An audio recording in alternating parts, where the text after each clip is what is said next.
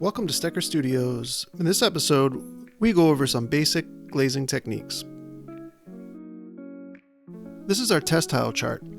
The test tile chart is kind of like a menu for our glazes. It tells us what's available and what the glazes will look like after they're fired.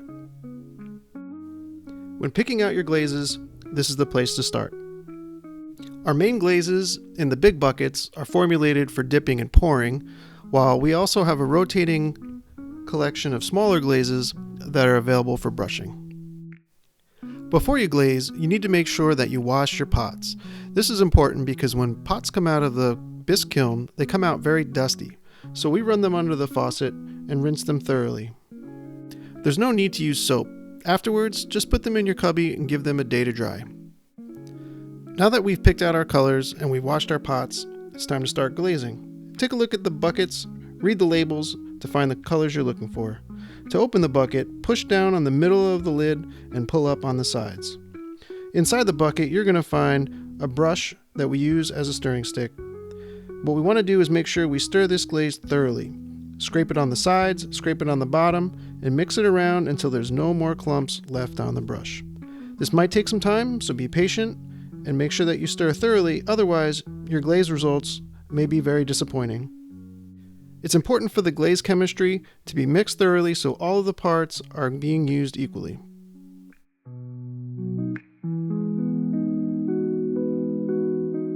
The first technique I'm going to demonstrate is the one color dip, and this is going to give the inside and outside the same color. We're going to use the dipping tongs to dip our pots. To get clean results, make sure that only the forks or the prongs are touching the sides of your pot. Once you have a good grip, we're going to scoop it into the glaze for 3 full seconds and then pour the glaze right back out in the bucket.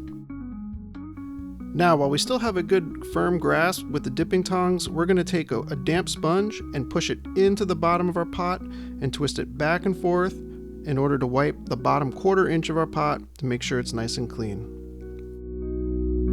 Now we're going to place this on a wear board and take it over to the glazing shelf. Once you're done glazing, make sure you put the stirring stick back in the bucket, seal up the bucket, and wash all of your tools. For this next technique, we're going to start by pouring some glaze on the inside and then dipping the outside to give us 2 different colors. We always start by pouring glaze on the inside first.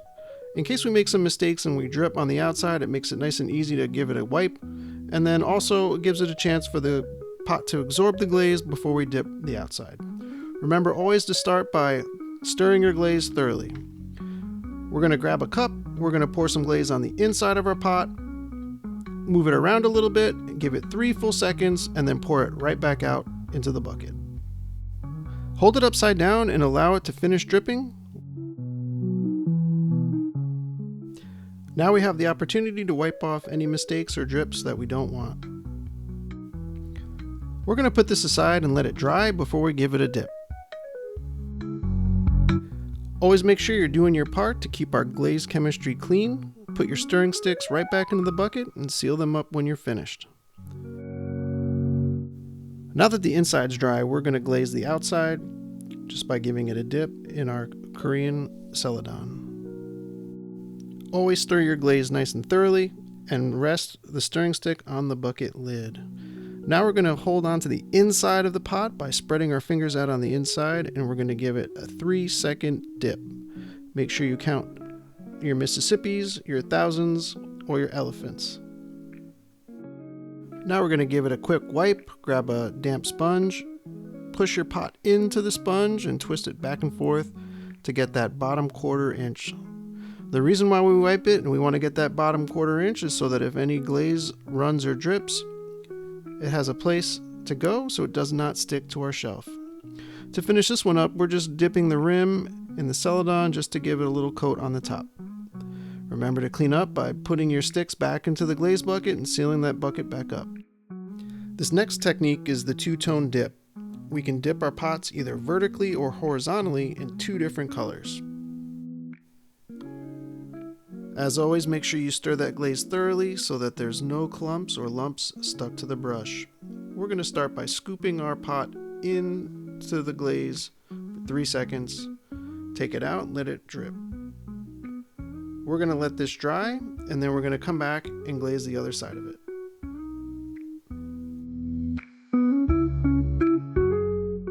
Now that it's had a chance to dry, we're going to take out our second color, mix it up thoroughly, and give it a second dip.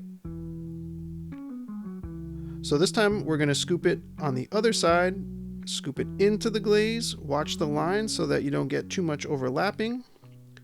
3 seconds in the bucket, and let it finish dripping. Now in this one I missed a small gap on the inside, but I'll patch that in a little bit using a brush. Don't forget to wipe the bottom. Again, push it into the sponge, twist the sponge back and forth, and give it a good wipe to get that bottom 1/4 inch nice and clean.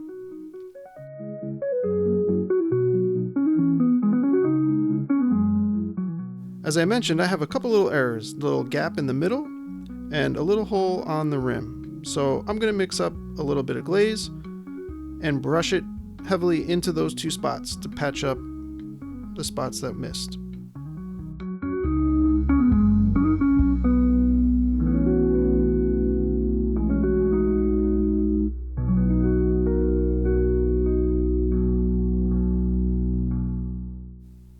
So since on this one I dipped it vertically, here's one we're going to dip horizontally.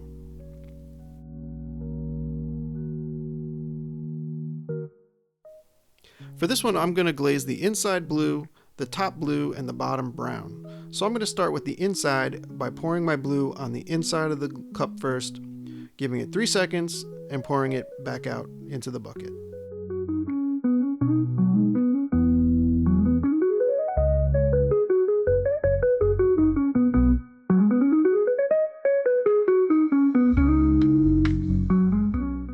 Now I'm going to dip the bottom into the brown. So I can hold it by the rim and dip it down about halfway, 3 seconds, take it out, and then we'll give the bottom a nice wipe.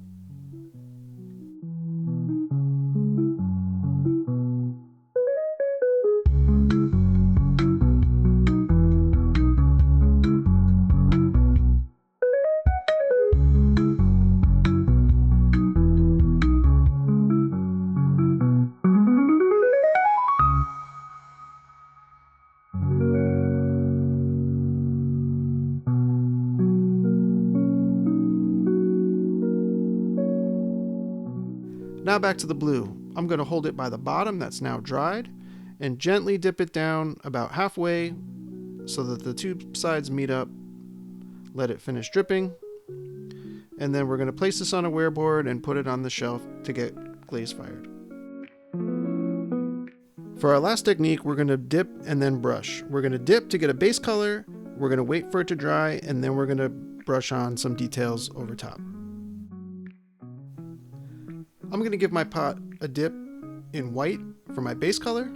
I'm using the dipping tongs, and I'm going to carefully dip it in for 3 full seconds, pour the glaze back out, and give it a good wipe on the bottom. We're going to let this dry, and then we're going to come back and brush some details on the top. So I've mixed up this red glaze, and I'm going to scoop a little bit out using a cup. Now normally we take this to our seat, we don't do it at the bucket, give ourselves a nice clean space to work, and keep our glazes clean. Now I'm going to grab a clean brush and brush some details over top of the base layer that I put down. Now what you see me doing here is rubbing the glaze surface smooth. After the glaze dries, it's kind of chalky, and sometimes we might end up with some little pinholes or some little cracks. It's a good idea to give those a light wiping with your finger just to make sure that your glaze is nice and smooth. And this will give us a good surface to brush our designs on. Now, when we brush on glaze, we want to make sure that we do about 3 layers, especially with our glazes from the big buckets that are formulated for dipping and pouring. They're a little bit thinner. So 3 layers is a minimum. If you're using our brushed on glazes in the smaller bottles, read the label to figure out how many coats you need to add. Generally it's 3, but occasionally it is 4. Now this pot had a scallop pattern carved around the rim, so I'm going in and brushing right along that design using this red.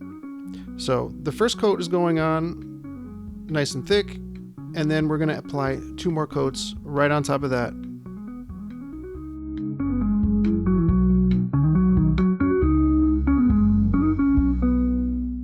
Now it's important to pay attention to what glaze you're using because many of the glazes will look the same. When you're done, pour the glaze back into the bucket and wash your brush and the cup that you used.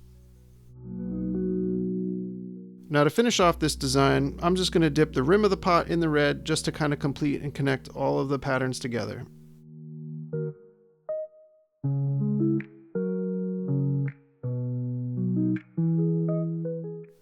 Now that we're finished glazing, we're going to go back and smooth out the surface of our glaze. Whatever mistakes or imperfections show on the surface of your glaze may end up showing after they're fired. So it's a good idea to take them over to the sink and rub your pot smooth with a clean, dry finger. You don't want to breathe in any of the dust because it can be toxic. Take a look at your pots and rub over any drip marks, bumps, cracks, or little pinholes that you find in the surface of your glaze to make it nice and smooth. If you're going over more than one color, try to make sure that you're working cleanly so you don't blend those colors together.